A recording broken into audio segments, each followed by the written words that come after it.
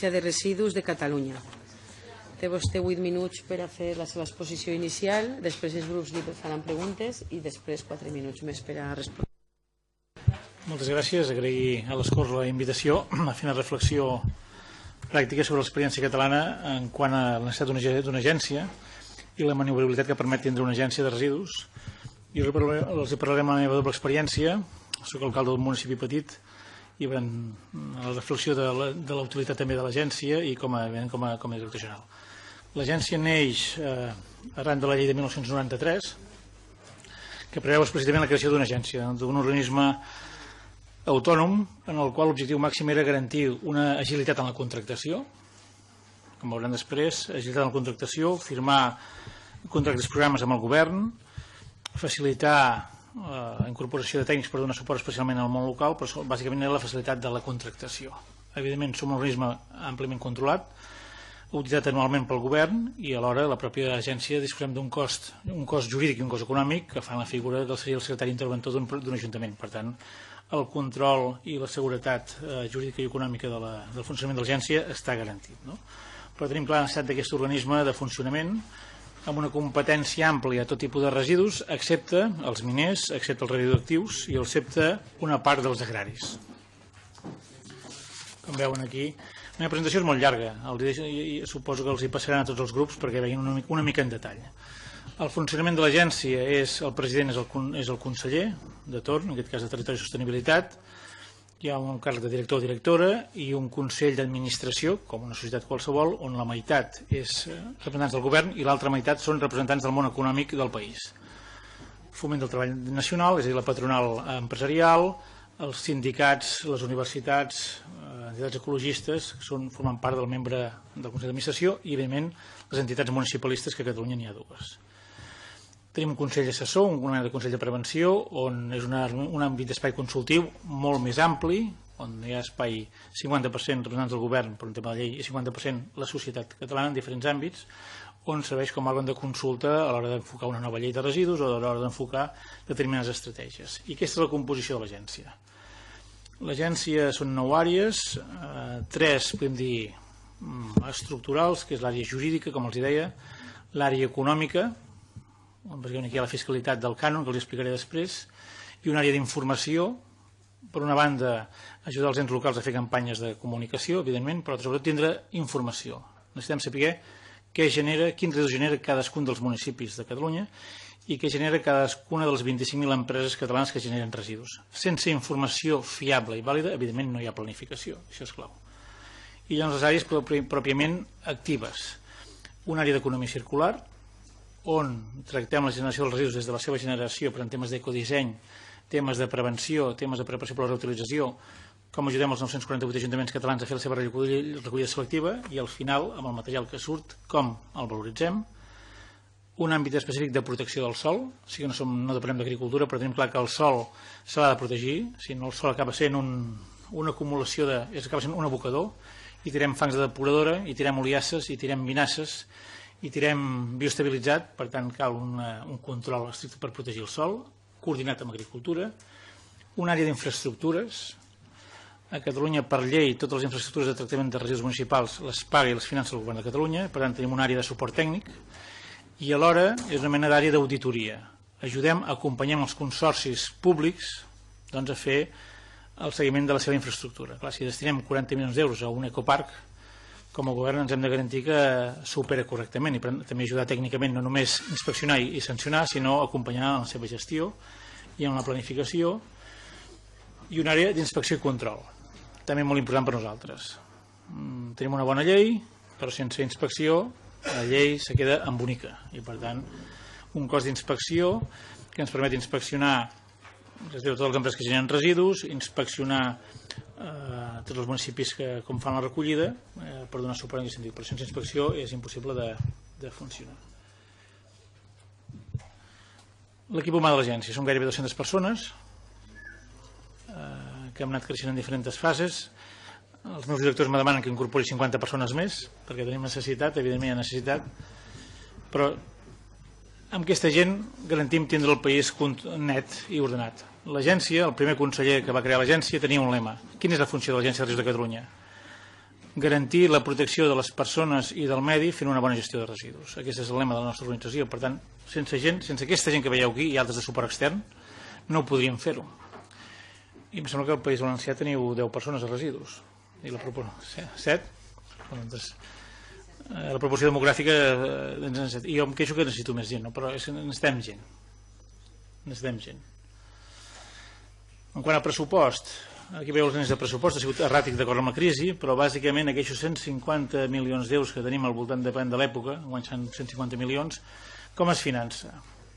Una part important és el cànon, com veureu després. Però el cànon, tal com entra, surt.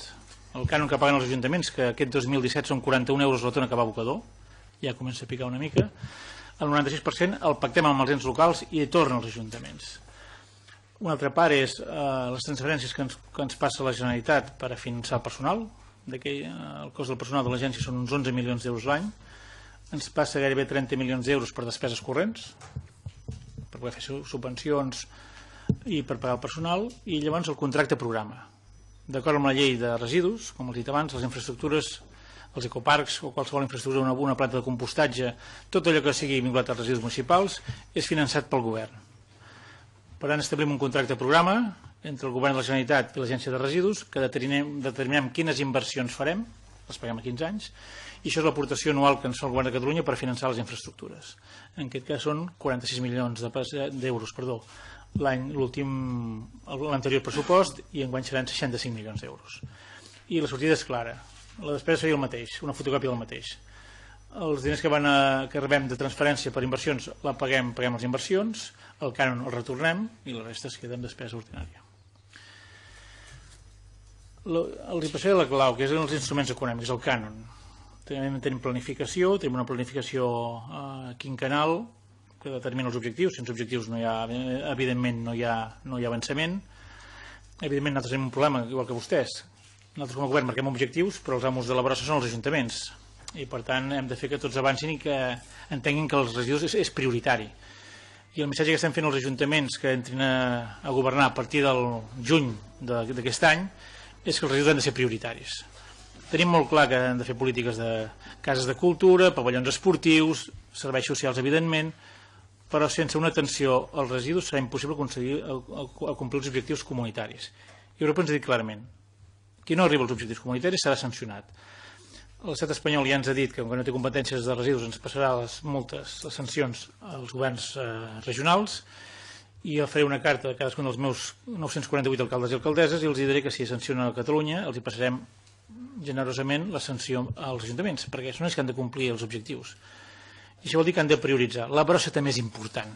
I reconec que per cap alcalde o alcaldessa català i per cap alcalde o alcaldessa valencià la brossa avui no és un problema. A la nit desapareix i l'endemà els carrers estan nets. Però és necessari que hi posin un foc d'atenció. I obro un petit parèntesi, si em permet, amb la figura d'alcalde, estem treballant un acord polític metropolità a l'àrea de Barcelona perquè els residus no siguin font de batalla municipal d'aquí al mes de maig. Perquè tots els ajuntaments hauran de fer front a canvis importants. Inversions en tecnologia, inversions en canvis de sistema, i per tant que els diferents partits polítics es matin electoralment perquè si l'Ajuntament de Barcelona puja en 5% la brossa, o l'Ajuntament de Castelldefels o l'Ajuntament de Sant Cugat, han de tindre clar que aquest tema no ha de ser un tema de batalla política als propers municipals, perquè hi haurà ben salt important. Perquè sense aquest salt important no arribarem als objectius. Pensen que nosaltres com a Catalunya estem reciclant un 40% dels residus. El 2020 és un 50% i és d'aquí 2 anys. El 2025 és un 55%. I això sense mesures dràstiques i consensos polítics importants serà impossible d'arribar. I si no, hi haurà sancions i seran milionàries. La importància, per què el cànon? A Catalunya no hem inventat res, però tenim clar que havien els diferents països, si busquem referències de qui recicla bé a Europa, tot el nord d'Itàlia, Àustria, Suïssa, Alemanya, Bèlgica, Holanda, ja no diem la resta de nòrdics, què fan? Penalitzant l'abocador. I aquesta és la clau. Nosaltres simplement hem copiat l'estratègia que fan a Europa, penalitzar l'abocador. El primer país que va fer un cànon va ser Dinamarca l'any 87. I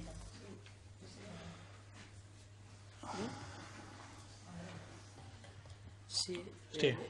S'ha accedit ja del temps, si vol passem al torn de les preguntes. Un minut només. Sí, doncs... I el tema del cànon, per què és important el cànon? Mentre per un ajuntament sigui més barat anar amb un abocador que no anar a triatge, l'Ajuntament triaran anar a l'abocador. I el 2002 vam fer un plantejament de la necessitat d'incrementar el cànon d'una forma important. Vam parlar amb els ajuntaments, perquè l'experiència ens diu que a més cànon, més reciclatge. I l'experiència catalana també ens diu, fins que no vam tindre el cànon, els ajuntaments, especialment els fems orgànics, no els recollien, com va haver el cànon es va disparar el número d'ajuntaments, i la clau és aquesta. Vam pactar amb els ajuntaments catalans incrementar el cànon. Cada any 5 euros la tona. Amb el compromís clar i específic que el 96%, i això sempre ha sigut per llei del cànon, retorna als ajuntaments. I com el retornem? Aquesta és la taula de retorn, que ja ho mirarem en detall.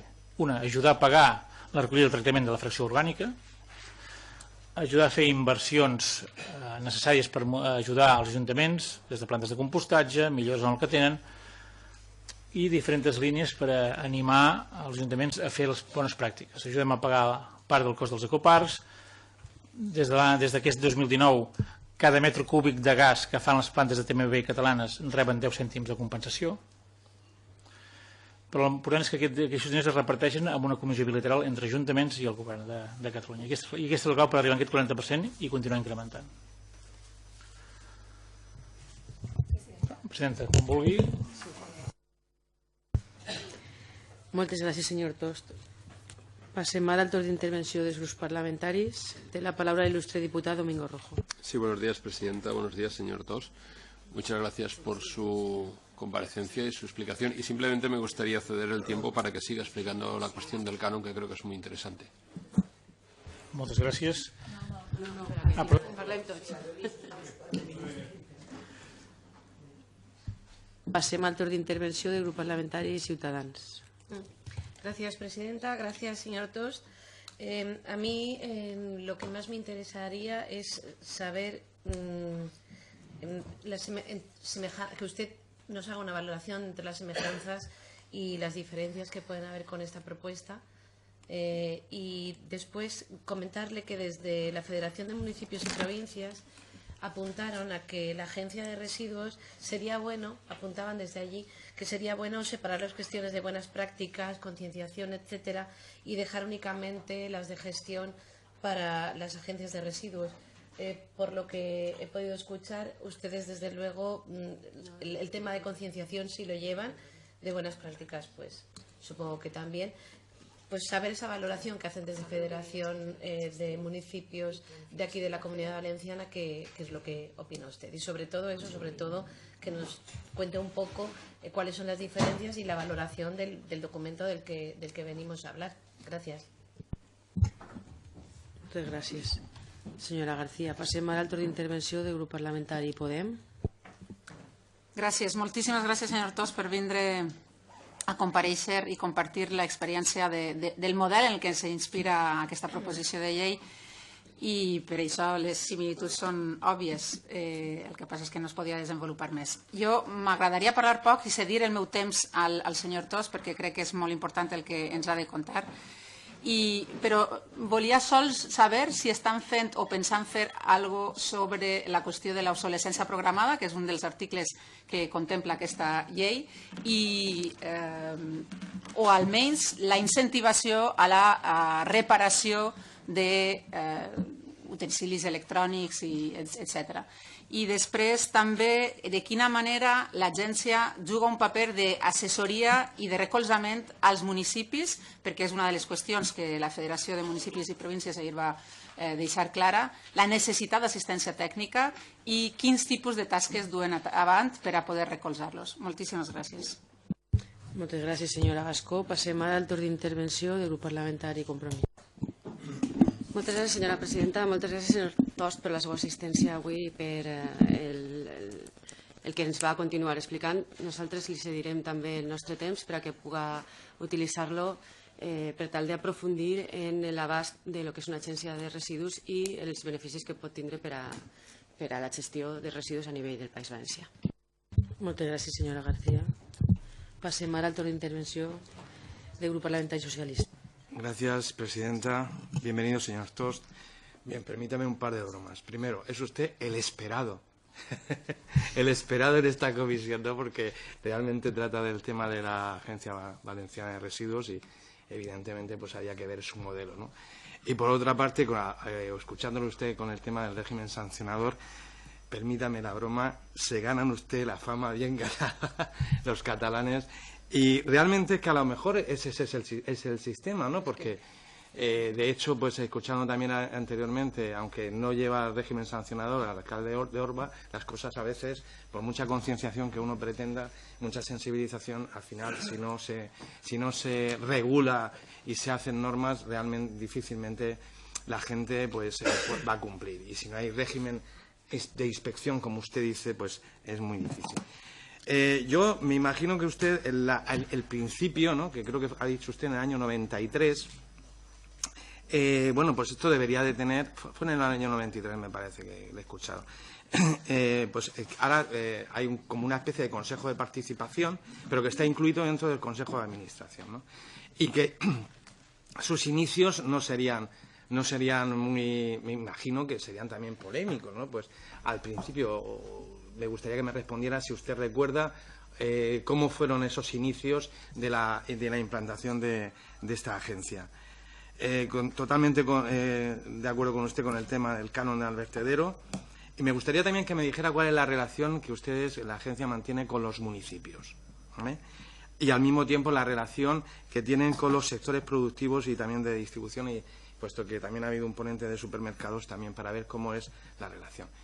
Hay otra cuestión que también me gustaría saber. Ustedes también se encargan de los residuos industriales, porque esta ley, una de las cosas que ha de la OECD es precisamente que no hay regulación ni articulado sobre el tema de los residuos industriales, y claro, su reducción pues va a ser complicada, y si no hay nada que los desincentive, pues también.